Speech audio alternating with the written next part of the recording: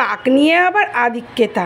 আচ্ছা, কাক বলে কি ওদের প্রাণ নেই? না ওদের খিদে পায় না, ওদের তেষ্টা পায় না? অনেকেই তো দেখি বাড়িতে সুন্দর সুন্দর পাখি পুষে তাদেরকে নিয়ে প্রচুর আধিক্যতা করো। তো ঠিক আছে, করো না বাপু। আমি যদি একটু কাকদের দিয়ে আধিক্যতা করি তাতে তোমাদের সমস্যাটা কোথায়? ওরা তো আমার কাছে আসে, আমার বাড়ির খাবার খায়, তোমাদের থেকে তো ভাগ নিতে যাচ্ছে না। তোমরা কেন এরকম উল্টোপাল্টা মন্তব্য করো? তোমরা বলতে সবাই কিন্তু গায়ে মেখো না, দুই একজন, হাতে গোনা দুই একজন। তো এইরকম মন্তব্য পেলে না খুব খারাপ লাগে। কেন গো? ওদেরকে খিদে পায় না? ওদেরকে কি একটু আদর যত্ন করা যায় না? সবাই খালি সবসময় সুন্দর দেখে দেখে আদর যত্ন করে। বাস্তবে জানো তো, যাদের রূপ যত সুন্দর তারা কিন্তু ভেতর থেকে ততটাই নোংরা। এটা কিন্তু জেনে রেখো।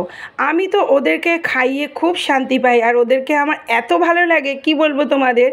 যদিও আমি অন্য পশু পাখিদেরকেও কিন্তু ভালোবাসি, সেটা আমি কখনোই বলবো না তাদেরকে ভালোবাসি না। আর ওরা আমার কাছে নিজে থেকে এসেছে, ধরা দিয়েছে, আমি ওদেরকে ভালোবেসেছি।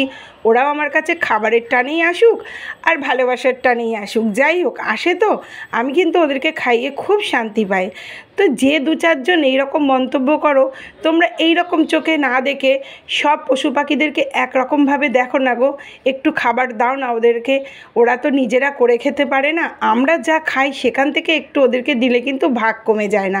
আর ঠিক আছে, যার ভালো লাগে না সে দিও না, আমার ভালো লাগে। এবং আমার মতো কিন্তু অনেক অনেক মানুষ আছো যারা কাককে খুব ভালোবাসো।